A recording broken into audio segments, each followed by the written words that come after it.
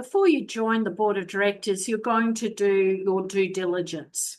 And I can't emphasize enough how important it is that you have a very clear due diligence checklist in your own mind, something that you follow rigorously each and every time that you join a board, and really go a bit beyond the obvious. So, your obvious you would go and pull down your financial reports from ASIC or Creditor Watch.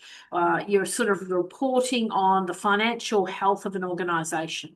Obviously, the financial audit is pretty important. So you'd want to cite financial records, really be across the previous minutes in the business, and just really go and dot your I's, cross your T's, do as much reconnaissance as you can, because you must understand the financial health of that business when you step onto the board. And I find that when you look at financial records, financial papers, and look at balance sheets, every accounting firm may have a slightly different approach. You need to understand what are the approaches being taken. Are they using an accrual method? What is the balance sheet? Where are the loan accounts? What does it all mean? And you have to really be confident in yourself that you understand all of those things. But beyond that, you want to go and do a little bit more of a reconnaissance. You want to really be across any past board directors who've rolled off the board and what were their reasons for rolling off the board. And I would go and seek their commentary. I would reach out to past directors. I don't always do what the company is offering to me as their form of due diligence. So I will take obviously what they give me, but I will look beyond that and I will make my own assessments, my own judgments. I'll talk to past board directors, as I said. I might even talk to a current client. I might talk to an employee, a past employee. I'll go and look on Glassdoor and see what past employees are saying about the company.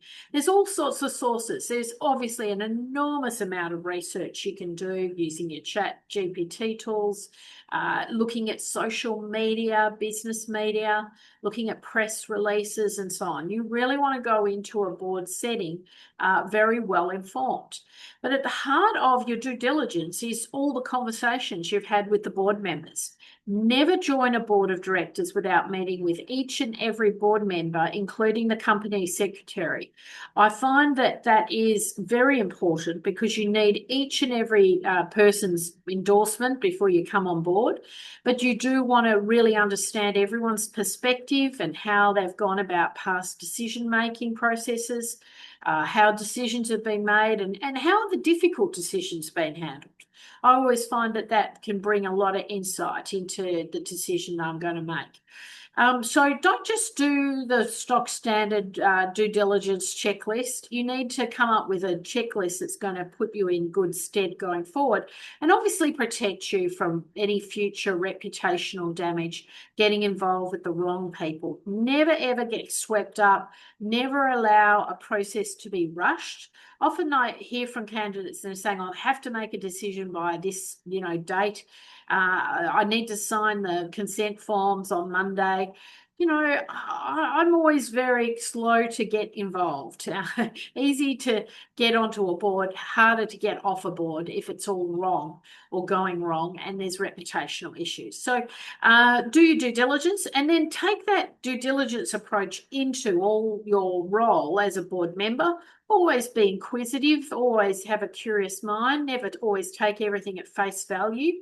Use your gut instincts. That's the whole point of having very senior, competent individuals serving at the top of the company. We need people with some street smarts who can see the writing on the wall or can see that things aren't quite right in that report, having some questions, wanting to check things out. And you need to have your sources that give you that great intelligence.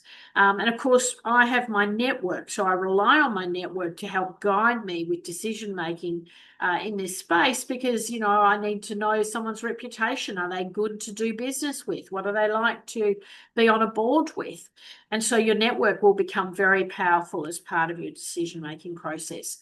Drop into my diary if you'd like to have a chat about due diligence. If you're joining a board of directors in the near future, love to have a chat and support you in that decision.